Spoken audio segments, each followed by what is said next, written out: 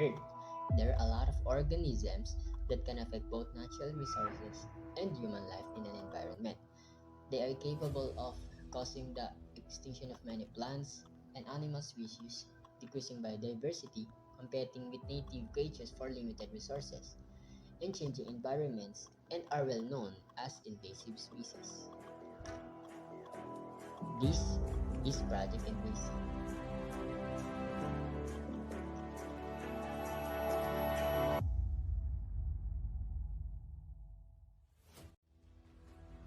And the first thing we will know is the biogeochemical cycle and ecological reservoir that our friend Elijah will discuss with us to enlighten us more about it.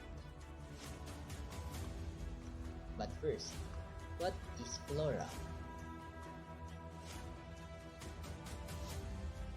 So what is flora? The term flora in Latin means goddess of the flower, and flora is a collective term for a group of plant life found in a particular region. And the whole plant kingdom is represented by that name, flora. And my name is Elijah Paul Moreno, and I'm here to talk about the biogeochemical cycle and the ecological reservoir. So what is the biogeochemical cycle? It is the pathway by which a chemical substance cycles the biotic and the abiotic compartments of Earth. And the biotic compartment is the biosphere, and the abiotic compartments are the atmosphere, hydrosphere, and the lithosphere. And the cycle mainly refers to the movement of nutrients and other elements between the biotic and abiotic factors. And the term biogeochemical is derived from the word bio meaning biosphere, geo meaning the geological compartments, and lastly chemical meaning the elements that move through a cycle. And ecological reservoirs are non-living components of ecosystems where chemicals accumulate. And there are three stages of development of reservoirs. The first one is a breakdown of the original plant and animal communities and a recolonization by different species. Second is a stage of increased primary and secondary production, mainly of plankton, and the establish of temporary biotic communities. And lastly is the a period of relative stabilization. And the levels of available nutrients of the more final stages can vary quite substantially. Some reservoirs stabilize at nutrient levels far below those of original water bodies in the reservoir area, while others may experience increasing eutrophication because of extensive nutrient inputs. A reservoir doesn't only affect its surroundings but is also a product of its catchment. Practically all kinds of activities in the catchment can transfer to the reservoir. For example, a catchment that is cleared from forests or that has impervious surfaces or trenches shows more dramatic responses to rainstorms. The impacts of the nitrogen and sulfur cycle can be applied by using the Le Chatelier's principle. So what is Le Chatelier's principle? It states that if a dynamic equilibrium is disturbed by changing the conditions, the position of equilibrium shifts to counteract the change to re-establish an equilibrium. An example of this principle is the excessive use of synthetic fertilizers. Synthetic fertilizers contribute very little to structure of the soil since it decreases soil fertility due to chemical nitrogen, stimulating excessive microorganism growth, which over time depletes organic matter in the soil.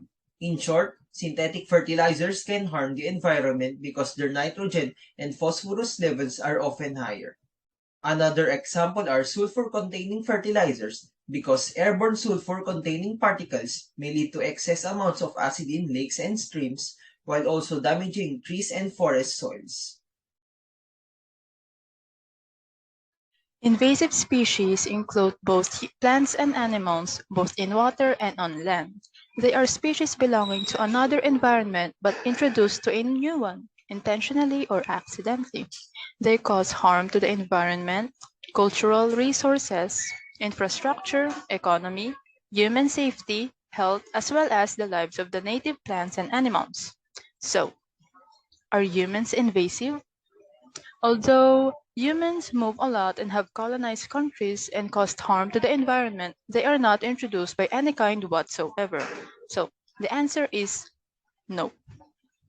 However, our collective actions led to species becoming invasive.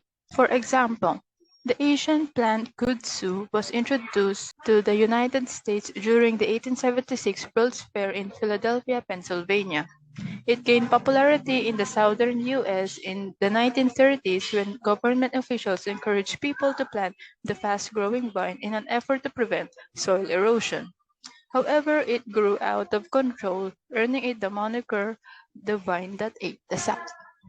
Let us now go to the next part on how the plants we eat can affect us and the next generation. Epigenetics. The term applies to both the process and study of changes of an organism's gene expression and the factors that cause such changes to occur. Plants can also undergo such phenomena, allowing them to evolve with their surroundings, despite most of them being stationary. Invasive plant species, intentionally or unintentionally introduced, can easily thrive with the suspected help of epigenetics, even if they face meager genetic diversity and other factors that can be perceived as challenges for adaptation. Effects related to the environment, such as environmental stress and hybridization, triggers changes in their genetic traits, improving their chances to adapt in a different environment.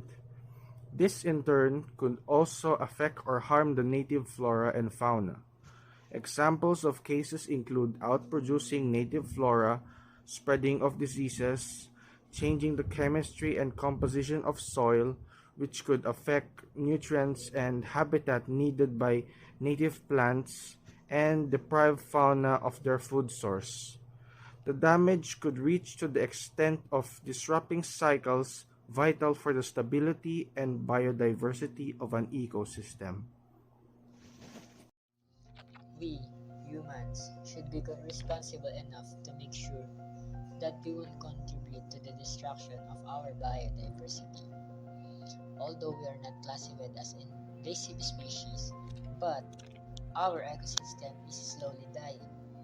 That's why we should help to maintain order and provide necessary actions that will keep our ecosystems healthy. Doing so will also be beneficial to us since most of our resources are collected from our ecosystem. That's all po.